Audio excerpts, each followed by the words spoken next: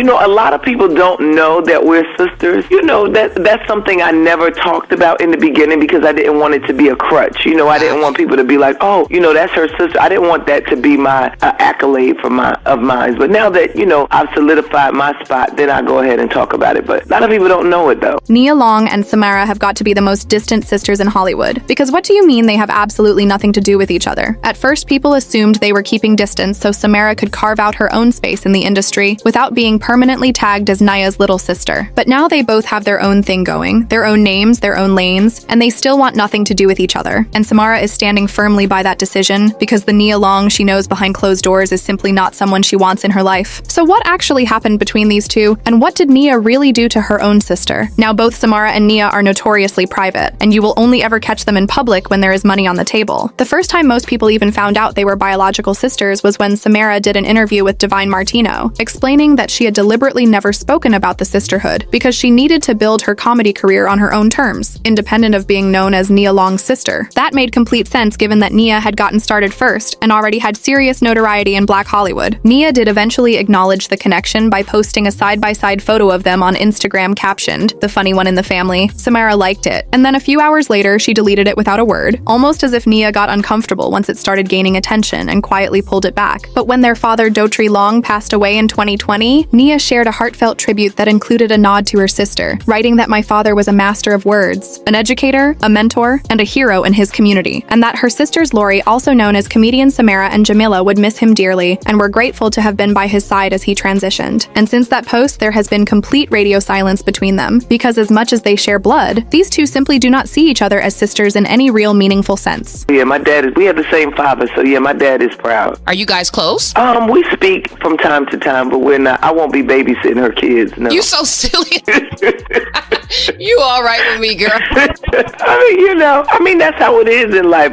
I tell people all the time, we have the same father. We're not necessarily sisters. And the roots of this disconnect go all the way back to the beginning. Their father had Samara first in 1966, but his relationship with her mother did not last, and they separated shortly after Samara was born. 4 years later, he was in a new relationship and welcomed Nia. But that relationship also ended when Nia was only 2 years old. After the split, Nia's mother packed up and moved from New Jersey all the way to Iowa, and eventually Los Angeles, which meant Nia grew up completely without a father figure. Samara, by contrast, maintained some relationship with their father simply because of proximity. Nia has openly admitted she was resentful about that. She genuinely wanted the father-daughter experience that Samara had access to, and she never got. And since the two sisters grew up in different homes in different states with different mothers who made no effort to bring them together, it is no surprise that the bond simply never formed. Because I think for a lot of years I was disappointed and angry, and I wanted, my dad to read me a bedtime story and be there and do all of the things that a daddy is supposed to do. And this was long before the internet or social media existed. There was no easy way to stay connected, and none of the parents seemed particularly motivated to bridge that gap either. Samara has mentioned that as adults, they did try to reconnect. A few phone calls, a couple of meetups, but every time they got together, the energy was just off. And part of that comes down to dynamics. Nia was the bigger star when Samara was just getting started. And even now, Nia remains the more widely recognized name in the family. But along with that fame came reports of a significant attitude problem, a level of entitlement that co-stars consistently struggled with, earning her a reputation for being difficult on set. On The Best Man holiday, she reportedly held up production for an entire hour, arguing that her character should wear white instead of black to a funeral scene, refusing to back down until the crew gave in. And then there was the Empire drama with Taraji. Nia showed up habitually late, erupted when Taraji called her out on it, tried to push her guest role into a full main character arc competing directly with Cookie, and reportedly kept demanding her hair and styling be redone over and over until she was satisfied, defending it all by saying she knows exactly what she wants and she is going to get it.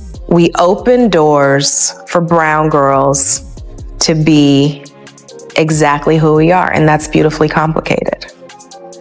And so it's been a blessing and a curse, because here's what I do know. Nia Long knows her light. Nia Long knows her makeup. Nia Long knows her hair. And you probably can't talk me into something else unless you show me.